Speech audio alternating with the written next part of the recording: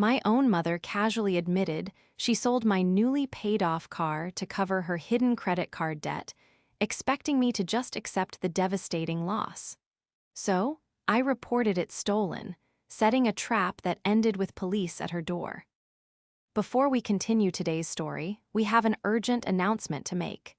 Due to technical issues, we are pivoting towards another channel. Please subscribe to our new channel, Inherited Revenge. You can find the link in the video description, the pinned comment, and the collaboration tag on this video. Make sure to switch over now so you don't miss out. Thank you for your support. Now back to the story. The exhaustion was sitting in my bones like lead. I was 29 years old, working as a senior data systems engineer, and for the past 14 months, I had been pulling 80-hour weeks. The dark circles under my eyes were practically permanent, and my diet had consisted almost entirely of lukewarm coffee and whatever I could microwave in under 3 minutes. But all of that soul-crushing fatigue was supposed to be worth it. I had done it. I had fully paid off my brand-new 2024 Camry. $34,000, completely wiped out in record time. It was my first major, tangible victory as an adult, a gleaming symbol of my financial independence. Because I traveled extensively for on-site server installations, I had made the entirely logical, but ultimately fatal, decision to leave the car parked safely in the climate-controlled garage at my mother's house, while I was on a grueling 6-week contract in London. I had even left a spare key and an envelope of important documents, including the title, locked in what I thought was a secure firebox in her guest room closet. I arrived straight from the airport, hauling my heavy suitcase up the driveway. My head was pounding with jet lag, and a scratchy, dry cough was clawing at my throat. All I wanted was to slide into the driver's seat of my own car, breathe in that lingering new car scent, and drive back to my apartment to sleep for 2 days straight. I punched the code into the keypad outside the garage. The heavy door rattled and began its slow ascent. I stood there, blinking against the harsh afternoon sun, waiting for the familiar gleam of the metallic gray paint. But as the door rose higher, my stomach suddenly plummeted into my shoes. The garage was empty. There were a few cardboard boxes, a dusty bicycle, and a grease stain on the concrete. Nothing else. Panic, sharp and icy, spiked in my chest. I dropped my suitcase handle. It hit the driveway with a loud clatter. I pulled out my phone, my thumbs fumbling over the screen, ready to dial the police. Before I could even open the keypad, the side door of the house swung open. My mother, Brenda, stepped out. She was 56, but spent an exorbitant amount of time and resources looking 10 years younger. She was wearing a perfectly tailored silk blouse, her hair was freshly blown out, and she held a delicate ceramic mug of green tea. She looked completely unbothered, radiant even. "Abigail, you're back early," she said, her voice a sing-song melody of artificial sweetness. "Mom," I gasped, pointing a shaking finger at the empty concrete. "Where is my car? My car is gone. Did someone break in?" Brenda took a slow, deliberate sip of her tea. She didn't look at the garage. She looked right at me, her eyes flat and devoid of any genuine concern. "Oh, don't overreact, sweetheart," she said casually, waving her free hand as if swatting away a minor annoyance. "Nobody broke in." "Then where is it?" I demanded, my voice cracking. The pounding in my head amplified. Brenda sighed, a heavy, put-upon sound that suggested I was being entirely unreasonable. She leaned against the doorframe, adjusting the collar of her silk blouse. "I sold it, Abigail," she stated. Her tone was so impossibly nonchalant, she might as well have been telling me she threw out a carton of expired milk. I had to pay off my credit card. It was getting out of hand. The world seemed to tilt on its axis.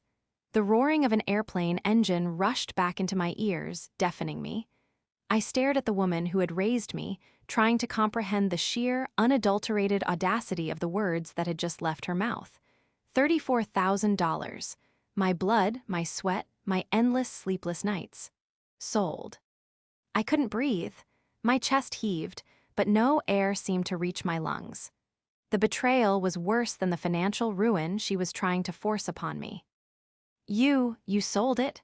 The words barely scraped past my vocal cords. They sounded foreign, as if someone else was speaking them. "Yes, Abigail, keep up," Brenda said, rolling her eyes. She turned and walked back into the house. I stood paralyzed for another 3 seconds before the sheer adrenaline forced my legs to move. I stumbled after her, leaving my luggage abandoned on the driveway. I found her in her immaculate, over-decorated kitchen, pouring herself a fresh cup of hot water. "Mom, you can't be serious," I choked out, grabbing the edge of the granite countertop to steady myself. The room was spinning. "That was my car. My name is on the title. I just paid it off. How could you even do that? It's illegal." "Oh, please, lower your voice," Brenda hissed, glancing toward the hallway as if afraid the neighbors could hear through the walls. "It wasn't complicated. I found the spare key in that silly little lockbox of yours. Honestly, Abigail, a child could pick that thing. And since you had the title in there, I just signed it over. I am your mother, after all." The buyer didn't ask too many questions. "I told him you were going through a rough patch and needed the cash immediately." "A rough patch," I screamed, the jet lag burning away, replaced by a white-hot, consuming fury. "You forged my signature. You stole a $34,000 vehicle." "Stop being so dramatic." Brenda slammed her mug onto the counter, the hot water splashing over the rim. Her face flushed with sudden, defensive anger. "You have no idea the stress I've been under. The interest rates were killing me. Haley needed new equipment for her vlogging channel, and you know how important her career is. Plus, the Homeowners Association was threatening to fine me for the landscaping. I was drowning, Abigail." "So you drowned me instead?" I asked, tears of pure rage finally spilling over my eyelashes. "I worked 80 hours a week for over a year. I ate noodles. I didn't go out. I gave up everything to own that car outright. And you make plenty of money doing whatever it is you do with those computers." She countered sharply, pointing a manicured finger at my chest. "You have no dependents. You have no mortgage. You can just buy another one. We are family, Abigail. Family helps family. You're acting incredibly selfish right now." I stared at her. The sheer entitlement, the absolute lack of remorse, was staggering. She truly believed that my hard work was simply a resource pool for her to dip into whenever her irresponsible spending caught up with her. She thought I would just cry, maybe yell for an hour, and then ultimately absorb the loss. She thought I would be the good, compliant daughter I had always been. My hands were shaking violently. I wanted to smash the expensive ceramic mug on the floor. I wanted to tear down the overpriced curtains she had undoubtedly bought on credit. I felt a suffocating pressure in my chest, a lifetime of yielding to her demands threatening to crush me right there in the kitchen. I turned away from her, stumbling down the hallway and locking myself in the guest bathroom. I gripped the edges of the porcelain sink, staring at my pale, exhausted reflection in the mirror. I looked broken. I looked like the perfect victim. Brenda's voice drifted through the door, muffled but still dripping with annoyance. "Are you going to sulk all day? Because Haley is coming over later, and I don't want your negative energy ruining the evening." I turned on the cold water and splashed it onto my face. The icy shock cleared the fog in my brain. My breathing began to slow, the erratic gasps smoothing out into deep, measured intakes of air. She thought she had won. She thought she had outsmarted me and backed me into a corner where I had no choice but to accept her narrative of family sacrifice. But she had forgotten one crucial thing, to understand how my mother could look me in the eye and justify stealing a vehicle worth tens of thousands of dollars. You have to understand the dynamic that had governed our household for decades. Brenda was a woman who lived exclusively for appearances. To the outside world, she was a sophisticated, successful, boutique consultant. A vague title she used to describe occasionally giving terrible interior design advice to her equally vapid friends. In reality, she was chronically unemployed and aggressively addicted to living beyond her means. Her entire existence was funded by a perilous house of cards built on maxed-out credit lines, predatory loans, and whatever money she could guilt out of her children. Or rather, guilt out of me. My younger sister, Haley, was 24 and the undisputed golden child. Haley had inherited our mother's talent for spending and her aversion to actual labor. Haley was currently building her brand as a lifestyle influencer, which essentially meant she lived rent-free in my mother's house, slept until noon, and demanded expensive clothes and lighting equipment to film videos that averaged 42 views. Brenda enabled this entirely, viewing Haley as an extension of her own desired glamorous lifestyle. I, on the other hand, was the workhorse. I had been working since I was 16, bagging groceries just to buy my own school supplies because Brenda had spent the back-to-school budget on a designer handbag. I was the reliable one, the boring one, the ATM. 2 years ago, Brenda was facing foreclosure because she had stopped paying her mortgage for 6 months without telling anyone. It was my savings account that she drained. I had handed over $12,000, money I had earmarked for a down payment on a modest condo, just to keep a roof over her and Haley's heads. She had wept, promised to change, and swore she would pay me back every cent. 3 weeks later, she bought a $3,000 espresso machine. I stood in the guest bathroom, letting the cold water drip from my chin. The memories of every unpaid loan, every manipulated guilt trip, and every time she had prioritized her vanity over my basic needs flashed through my mind like a slideshow. I remembered the exact tone of her voice when she demanded that rent money 2 years ago, the same entitlement, the same aggressive dismissal of my own life goals. She saw me as a bottomless well, a supporting character in the grand, dramatic production of her life. I grabbed a hand towel and slowly dried my face. The terrified, exhausted girl who had walked into the house 15 minutes ago was gone. In her place was a cold, calculating professional who managed complex data infrastructures and mitigated multi-million-dollar corporate risks for a living. Brenda thought she had committed the perfect crime because she believed her victim was weak. She believed I was still the same obedient daughter who would sacrifice her own future to maintain the illusion of family peace. She thought her forged signature on a piece of paper was the end of the story. I unlocked the bathroom door and stepped back into the hallway. The house was quiet, save for the distant sound of Brenda turning on the television in the living room. I didn't go back into the kitchen to argue. I didn't scream or cry. I simply walked out the front door, retrieved my suitcase from the driveway, and called a cab. As I sat in the back of the taxi, watching my mother's manicured lawn fade into the distance, I pulled out my phone. I wasn't going to absorb this loss. I wasn't going to play my assigned role anymore. It was time to introduce Brenda to the real world, where actions had devastating, permanent consequences. The cab ride back to my apartment was a blur of city lights and the rhythmic thumping of my own heart against my ribs. I sat in the backseat, my hands tightly clutched around my phone, refusing to let the exhaustion pull me under. Brenda had operated under the assumption that I was naive, that I was simply a hard worker with no street smarts and a bleeding heart. But she had forgotten one crucial thing, a detail so glaringly obvious to anyone who actually paid attention to modern technology, but entirely invisible to a woman who only used her phone for online shopping and social media. My 2024 Camry was equipped with an advanced, integrated telematics system. It had a dedicated app on my phone, an app that tracked the vehicle's diagnostics, tire pressure, fuel levels, and most importantly, its exact, real-time GPS location. Furthermore, Brenda's arrogance had blinded her to basic legal documentation. The piece of paper she had triumphantly extracted from my firebox, the one she had so confidently signed my forged name upon, was not the actual vehicle title. It was a high-quality photocopy I kept for my personal records, one that had the word "copy" faintly but distinctly watermarked across the bottom left corner. The actual, legally binding title was sitting securely in a steel safe deposit box at my local Chase Bank branch. Brenda hadn't sold my car, she had sold a delusion, She had committed blatant, undeniable fraud.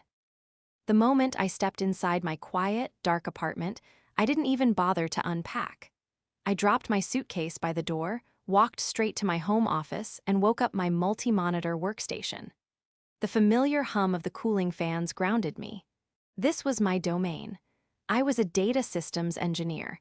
Uncovering hidden information and tracing digital footprints was not just my job, it was my second nature. I opened the Toyota app.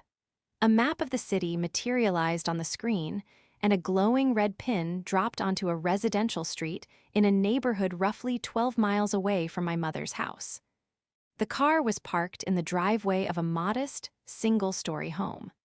I took a deep breath, picked up my phone, and dialed the police non-emergency line.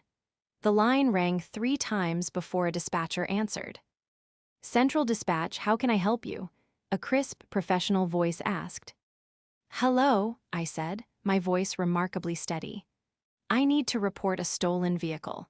However, I know exactly where the vehicle is currently located, and I know who possesses it." I spent the next 20 minutes giving the dispatcher every single detail. I gave them the VIN, the license plate, the make, and the model. I explained the exact circumstances. I had been out of the country, the car was stored at a family member's home, and it had been legally sold without my consent using forged documents. I explicitly stated that I was the sole legal owner and that I had the original, legitimate title in a bank vault. "I have the live GPS coordinates," I told the officer they transferred me to, a Detective Miller. "The vehicle is parked at 442 Elmira Lane. It hasn't moved for 3 hours. We are dispatching a unit to that location right now, ma'am," Detective Miller said, his tone shifting from routine to highly alert. "Do not approach the vehicle or the residence yourself. We will contact the individual in possession of the car. We will also need you to come down to the precinct tomorrow morning with the original title to file a formal grand theft and fraud report against the person who initiated the sale." "I will be there the second the doors open," I promised. After hanging up, I didn't stop. I opened a new browser window and logged into the county's public records database. If Brenda was desperate enough to commit a felony for quick cash, I needed to know exactly how deep the rot went.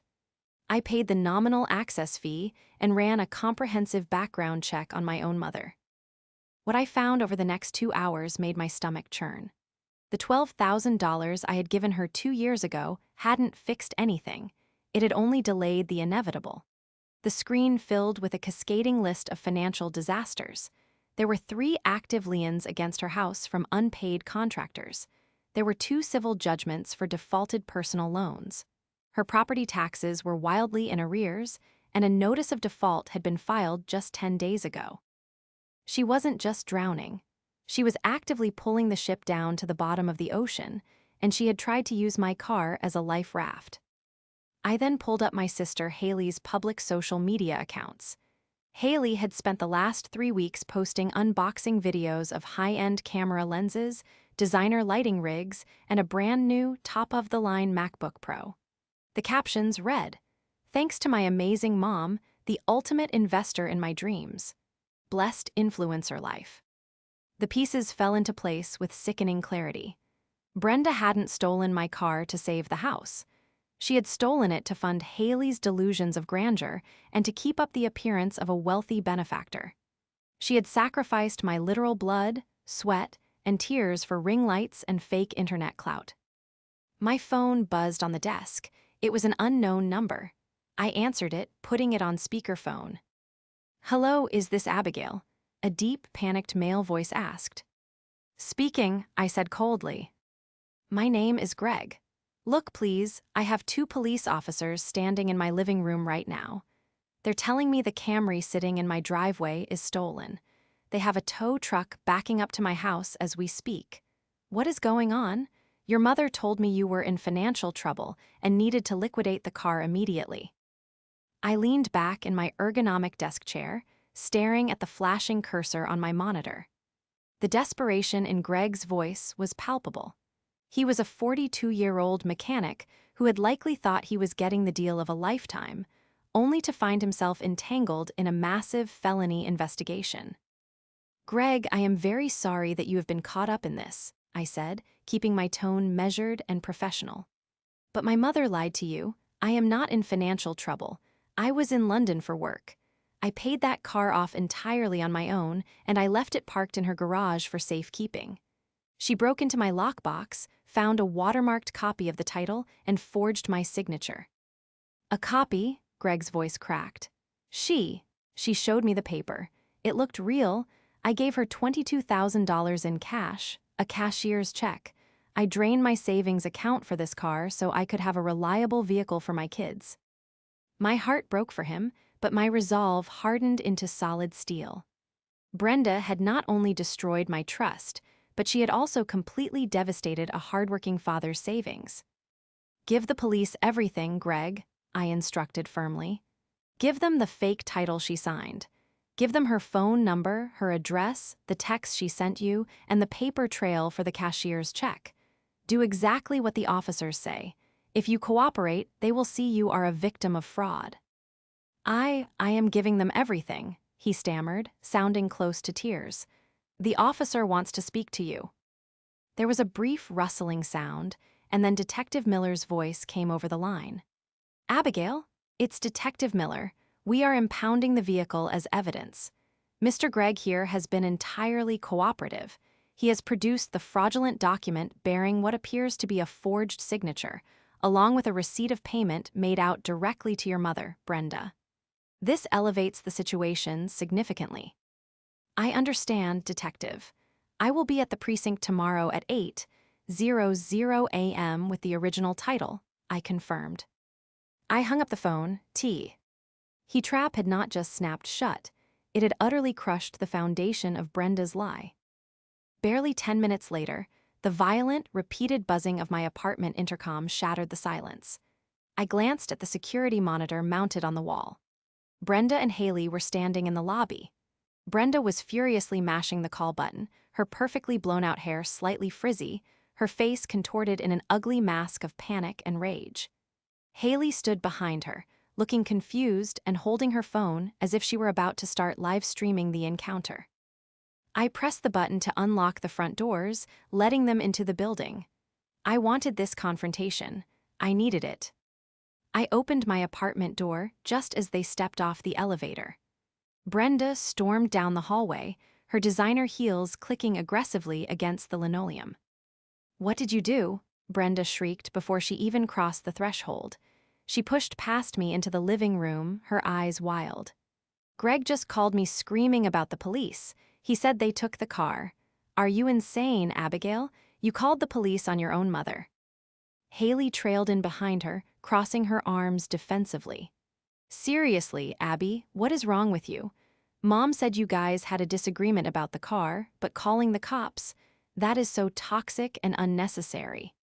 I slowly closed the door until it clicked shut. I turned to face them, feeling an unnerving sense of calm wash over me. The adrenaline was gone, replaced by a cold, calculating precision. "A disagreement," I repeated, raising an eyebrow at my younger sister. "Is that what she told you, Haley? A disagreement?"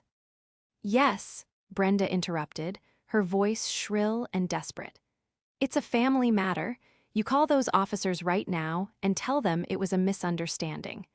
Tell them I had your permission to hold the vehicle as collateral for the money I've spent raising you." "You want me to lie to the police," I stated flatly, analyzing her pathetic attempt at manipulation. "You want me to commit a federal crime by filing a false police report to cover up the grand theft and fraud you committed." "It's not fraud," Brenda screamed, stamping her foot like a petulant toddler. "I am your mother. Everything you have is because of me. You owe me. I had to sell it. The creditors were calling every day, threatening to take the house." I walked over to my desk and picked up a stack of printed papers I had just generated from the county database. I walked back and slammed the papers onto the coffee table right in front of Haley. "Look at them, Haley," I commanded, my voice dropping to a low, dangerous register. "Look at the public records." Haley blinked, taken aback by my tone. She tentatively reached out and picked up the top sheet.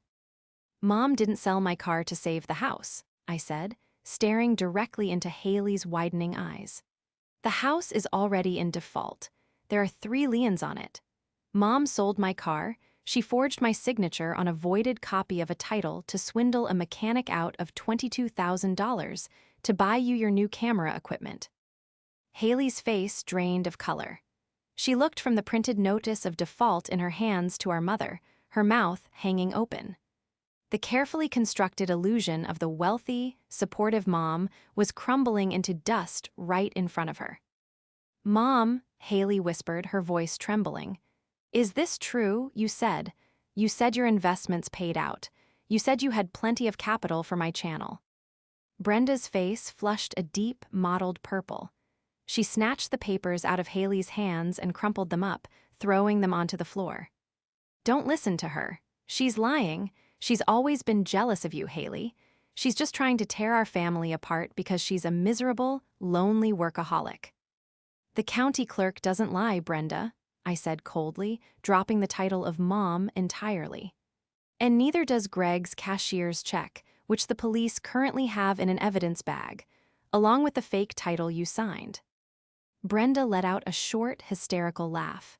"It wasn't fake. I found it in your little box. You can't prove I forged anything. It was your car, but I'm your mother. The judge will understand." "The judge will understand that you missed the giant, watermarked word, copy, on the back of the paper because you were too greedy and rushed to look closely," I countered, taking a step toward her. The air in the room felt electric. "The real title, the legal document proving my sole ownership, has been sitting in a Chase Bank vault for 6 months." Brenda stumbled backward, her heel catching on the edge of the area rug. The arrogant sneer vanished from her face, replaced by genuine, unadulterated terror. The reality of the situation was finally penetrating her thick skull. This wasn't a family argument she could guilt her way out of. This was the criminal justice system, and it was coming for her. "No," Brenda gasped, shaking her head frantically. "No, you have to fix this, Abigail. You have to call them back, tell them you forgot, tell them you gave me verbal permission." "And what about Greg?" I asked, my voice laced with disgust. "The man whose $22,000 you stole? Do I just tell him tough luck because my mother has a shopping addiction?" "He's just some mechanic," Brenda shrieked, her mask completely slipping, revealing the ugly, elitist entitlement underneath. "He'll figure it out. I am your mother. If I go to jail, my life is ruined. My reputation in the community will be destroyed. Do you know what this will do to my boutique business?" "What business, Brenda?" I snapped, the final thread of my patience snapping. "You don't have a business. You sit around drinking tea and spending money you don't have. You are a fraud. And now you are a criminal."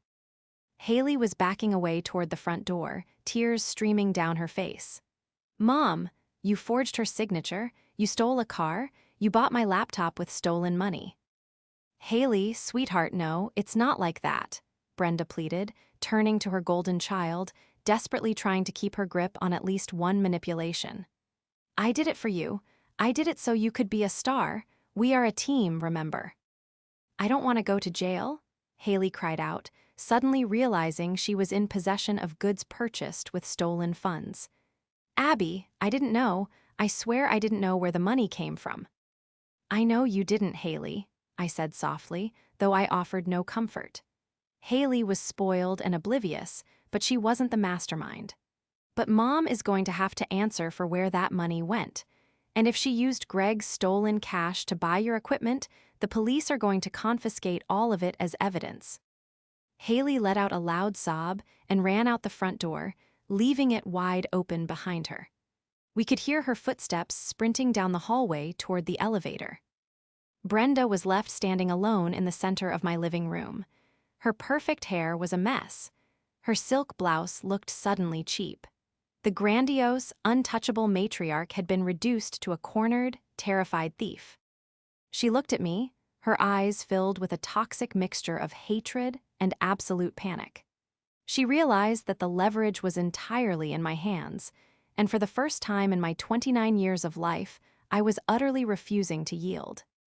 "You are going to regret this, Abigail," Brenda hissed, her voice shaking with impotent fury. "You are destroying your own family." "No, Brenda," I corrected her calmly, walking over and pointing toward the open door. "I am just handing over the blueprints of the destruction you caused. The police are going to build the case. Now get out of my apartment before I call them and tell them exactly where you are." I did not sleep that night. I sat in the glow of my dual monitors, watching the city skyline turn from an inky black to a bruised, pre-dawn purple, and finally to a pale, unforgiving gray.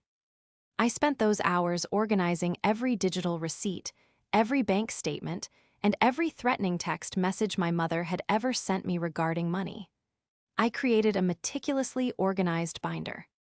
I was no longer just a daughter dealing with a difficult parent. I was a data systems engineer executing a flawless system audit on the life of Brenda. At exactly 7:50 a.m., I was standing outside the heavy glass doors of the precinct, grasping a manila envelope that contained the original, watermarked, legally indisputable title to my 2024 Camry, freshly extracted from my Chase Bank safe deposit box. My meeting with Detective Miller was swift and devastatingly efficient. He examined the genuine title, compared it to the forged photocopy Greg had provided, and shook his head in disbelief. He took my formal, sworn statement. He did not mince words about the severity of the charges: grand theft, forgery, fraud by false representation. When I walked out of that precinct at 9:30 a.m., the wheels of the criminal justice system had been irreversibly set into motion. I was sitting in a coffee shop down the street, drinking a black tea and trying to process the magnitude of what I had just done, when my phone vibrated loudly against the wooden table. It was a text message from my Aunt Susan, Brenda's older sister. "Abigail, honey, we are all gathering at your mother's house for a support luncheon at noon. She called me in tears this morning. She says the stress of your demanding job has caused you to have a severe mental breakdown and that you are having delusions about your car being stolen. We are here to stage an intervention and get you the psychiatric help you need. Please come. We love you." I stared at the screen, a cold, humorless laugh escaping my lips. A support luncheon. An intervention. Brenda was backed into a corner, facing imminent arrest, and her instinct was to throw a catered party to control the narrative. She was going to surround herself with her country club friends and extended family, painting me as a hysterical, overworked lunatic, so that when the fallout happened, she would be the tragic victim of a mentally unstable daughter. I didn't reply to Aunt Susan. I simply stood up, threw my empty cup in the trash, and walked to the nearest rental car agency. I rented an unassuming silver sedan, gripping the steering wheel as I drove back toward the suburbs. The exhaustion from my London trip was completely eradicated, replaced by a singular, laser-focused purpose. I parked half a block away from my mother's house. The driveway and the street were lined with luxury SUVs and expensive sedans. I walked up the manicured sidewalk, my organized binder tucked securely under my arm. I didn't bother knocking. I turned the handle and pushed the heavy oak front door open. The low hum of sympathetic chatter and the clinking of fine china immediately washed over me. The living room was packed. There were at least 15 people: my aunts, a few uncles, and half a dozen of Brenda's boutique consultant friends, all dressed in their daytime best, sipping sparkling water and eating tiny, crustless sandwiches. In the center of the room sat Brenda. She was perched on a velvet armchair, dabbing at her perfectly dry eyes with a lace handkerchief. She looked up as the door clicked shut behind me. The color instantly drained from her heavily contoured face. The room fell into a dead, suffocating silence. Every pair of eyes turned to me. "Abigail," Aunt Susan gasped, stepping forward with a look of deep, patronizing pity. "Oh, sweetheart, you look exhausted. We are so glad you came. Your mother has been absolutely beside herself with worry about your mental state." "My mental state is perfectly fine, Susan," I said, my voice projecting clearly and calmly across the silent room. I did not break eye contact with my mother. I am here because Brenda called you all here under false pretenses. She is not a concerned mother. She is a criminal desperately trying to build a jury of her peers before the actual authorities arrive." A collective gasp echoed through the living room. One of Brenda's friends, a woman draped in expensive pearls, clutched her chest. "Abigail, how can you speak to your mother that way? She is terrified for your health. She told us about your delusions regarding the car." "Delusions?" I asked, taking a slow, deliberate step into the center of the room. I held up the thick binder. "Is that what she called it? Did she tell you that yesterday afternoon, while I was flying home from a 6-week work contract, she broke into my personal firebox? Did she tell you she took a voided photocopy of my vehicle's title, forged my legal signature, and sold my newly paid-off car to a mechanic named Greg for $22,000 in cash?" "Stop it," Brenda shrieked, leaping to her feet. The lace handkerchief fluttered to the floor. Her voice was shrill, panicked, and utterly devoid of its usual polished elegance. "Susan, don't listen to her. The doctor said she might lash out. She's having a psychotic break." "I spent my morning at the 4th Precinct, Brenda," I stated loudly, cutting through her hysterical screaming. I opened the binder and pulled out the carbon copy of the police report I had just filed. I held it up for the entire room to see. I just handed over the original, watermarked title of my vehicle to Detective Miller. The vehicle has been impounded by the state.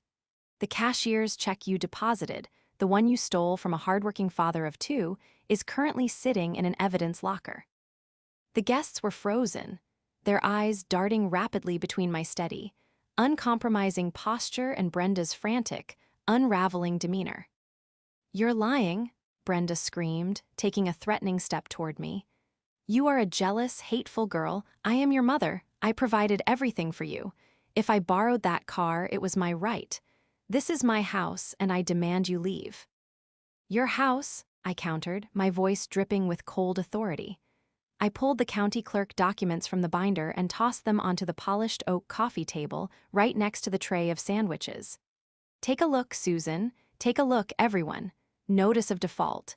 3 active contractor liens, 2 civil judgments. She didn't sell my car to help the family. She sold it because her massive, hidden mountain of debt is finally burying her." Aunt Susan tentatively reached forward and picked up the documents. Her eyes scanned the bold black ink, the official county seals, the staggering numbers of unpaid debt. Susan's jaw dropped. She looked at Brenda, her expression morphing from pity to absolute horror. "Brenda," Susan whispered, her voice trembling. "What is this? Are you losing the house? You told me your design firm was having a record quarter." "It's a mistake," Brenda babbled, her hands shaking violently as she reached out to snatch the papers, but Susan pulled them away. "It's a clerical error. Abigail fabricated those. She works with computers, she knows how to fake documents." "She didn't fake anything, Mom." The voice came from the top of the staircase. Everyone turned. Haley was standing on the landing. She looked entirely different than she had the day before. Her hair was pulled back in a messy bun, her makeup was washed off, and her eyes were red and swollen from crying all night. But what commanded the room's attention wasn't her appearance. It was what she was carrying. Haley slowly walked down the stairs, struggling under the weight of 2 large, heavy cardboard boxes. She reached the bottom step and dropped the boxes onto the hardwood floor with a loud, resounding thud that made several guests jump. "Haley, what are you doing?" Brenda hissed, her eyes widening in renewed panic. "Go back upstairs." "No," Haley said, her voice shaking but resolute. She kicked the top flap of the box open. Inside sat the brand-new, top-of-the-line camera lenses, the expensive lighting rigs, and the pristine, silver MacBook Pro. "Mom bought all of this for me 3 days ago," Haley said, looking directly at Aunt Susan and the crowd of terrified guests. Tears began to spill down her cheeks, but she didn't wipe them away. "She told me her investments paid out. She told me she believed in my dreams, but it was a lie." Haley turned and looked at me, a profound, agonizing realization shining in her young eyes. The spoiled, entitled facade had been completely shattered by the harsh light of reality. "She stole Abigail's car. Haley announced to the room, her voice cracking with shame. She stole from my sister, who has done nothing but work herself half to death to support us, to buy me camera equipment. I am so sorry, Abby. I didn't know, but I know now. Haley stepped away from the boxes and walked over to stand right beside me, presenting a unified, impenetrable front against our mother.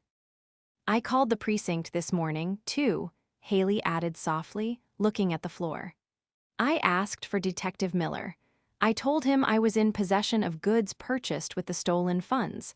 They are sending an officer to collect it as evidence. The room erupted into absolute chaos. The boutique friends began grabbing their designer purses and rushing toward the door, desperate to avoid being associated with a criminal investigation. Aunt Susan dropped the foreclosure notices back onto the table, covering her mouth with her hands, backing away from her sister as if Brenda were suddenly contagious. Brenda stood entirely alone in the center of her living room. The grand audience she had assembled to validate her lies had just witnessed her complete and utter destruction. She looked at me, then at Haley, her chest heaving, her mouth opening and closing wordlessly as the reality of her total isolation finally set in. Before Brenda could formulate a single word of defense, before the last of her horrified friends could even cross the threshold of the front door, the heavy, authoritative sound of a fist pounding against the exterior wood echoed through the entryway. "Police department," a deep voice called out. "Open the door." The remaining guests froze in their tracks. Brenda let out a pathetic, high-pitched whimper, her knees buckling slightly as she grabbed the back of the velvet armchair for support. Aunt Susan, pale and trembling, reached out and pulled the front door open. Detective Miller stood on the porch, flanked by two uniformed patrol officers. His expression was stern, professional, and entirely devoid of the sympathy Brenda usually commanded from the men she manipulated. He stepped into the house, his eyes scanning the chaotic scene before landing squarely on my mother. "Brenda?" Detective Miller asked, his hand resting casually near his utility belt. "Officer, please, there has been a terrible misunderstanding," Brenda cried out, her voice reverting to that sickening, artificial sweetness, though it was now laced with pure terror. She took a step toward him, holding her hands out pleadingly. "This is just a family dispute. My daughters are very upset with me over a financial disagreement. You don't need to be here. We are handling this privately." Detective Miller didn't even blink. He pulled a folded document from his jacket pocket. "Ma'am, I have a warrant for your arrest," he stated, his voice booming over the quiet whimpers of Aunt Susan. "You are being charged with grand theft, auto, forgery, and criminal fraud. Turn around and place your hands behind your back." "No," Brenda shrieked, scrambling backward, her designer heels slipping on the hardwood floor. "No, you can't. I am a respected member of this community. You can't do this. Abigail, tell them. Tell them you gave me permission. Haley, help me." Neither Haley nor I moved a single muscle. We stood shoulder to shoulder, bearing witness to the inevitable consequence of a life. Time of entitlement. The two uniformed officers stepped forward, swiftly closing the distance. They caught Brenda by the arms, spinning her around. The sharp, metallic click of the handcuffs echoing through the vaulted living room was the most definitive, satisfying sound I had ever heard in my life. "Brenda, you have the right to remain silent," Detective Miller recited calmly, ignoring her hysterical sobbing and kicking as the officers began to march her toward the door. "Anything you say can and will be used against you in a court of law." Brenda was dragged out the front door, her perfectly blown-out hair a tangled mess, her silk blouse wrinkled. I watched through the large bay window as they led her down the manicured walkway, past the luxury cars of her fleeing friends, and placed her into the back of the marked police cruiser. The neighbors were standing on their lawns, pointing and whispering. The social exile she had feared more than anything else was instantaneous and absolute. As the cruiser pulled away, the flashing red and blue lights reflecting off the windows of the impending foreclosed house, the heavy, suffocating atmosphere in the room finally broke. Aunt Susan left shortly after, too ashamed to even look me in the eye. Haley and I were left alone in the quiet, echoing house. We sat down on the front porch steps, side by side, looking out at the empty driveway where my car used to be. For a long time, neither of us spoke. We just sat there, breathing in the cool afternoon air, letting the adrenaline drain from our systems. "I'm sorry, Abby," Haley finally whispered, her voice thick with emotion. She pulled her knees up to her chest, looking small and fragile. "I was so stupid. I just wanted to believe her. I wanted the easy way out. I never wanted it to be at your expense." I looked at my younger sister. For years, I had resented her. I had viewed her as an extension of Brenda's greed, but in that crucial, defining moment in the living room, Haley had made a choice. She had chosen the truth over her own comfort. She had chosen me. I reached out and wrapped my arm around her shoulders, pulling her close. She leaned into me, resting her head against my arm, and finally began to cry in earnest. "I know, Haley," I said softly, resting my chin on her head. "I know, it's over now. The cycle stops here. We're going to have to set some very strict boundaries moving forward, and you are going to have to learn how to support yourself. But you aren't alone. You have me, and I will help you figure it out the right way." The healing wasn't going to happen overnight, but for the first time in my life, I felt a genuine, honest connection with my sister. The toxic weed that had choked our family had been ripped out by the roots. The following weeks were a whirlwind of legal proceedings. Brenda's house was formally seized by the bank. With her fraud exposed, her credit completely destroyed, and her social standing obliterated, she was facing significant jail time. But my priority was ensuring justice for the collateral damage. I couldn't legally give Greg his money back. The cashier's check was tied up in the criminal evidence process, and Brenda had already spent thousands of it before she was caught. But I wasn't going to let a hardworking father take the fall for my mother's crimes. Using my corporate network, I reached out to a high-powered fraud attorney I had consulted with on previous data breach contracts. I explained the situation, the undeniable paper trail, and Greg's total innocence. Moved by the story, the attorney took Greg's case pro bono. Within a month, they successfully sued the bank that had issued the fraudulent loan and utilized their fraud insurance to fully reimburse Greg for his $22,000. Greg called me the day the funds cleared, weeping with gratitude, thanking me for not abandoning him in the crossfire. As for me, the legal system recognized the theft, and my insurance provider, after a lengthy review of the police reports and the recovered forged documents, issued a full payout for the value of the stolen 2024 Camry.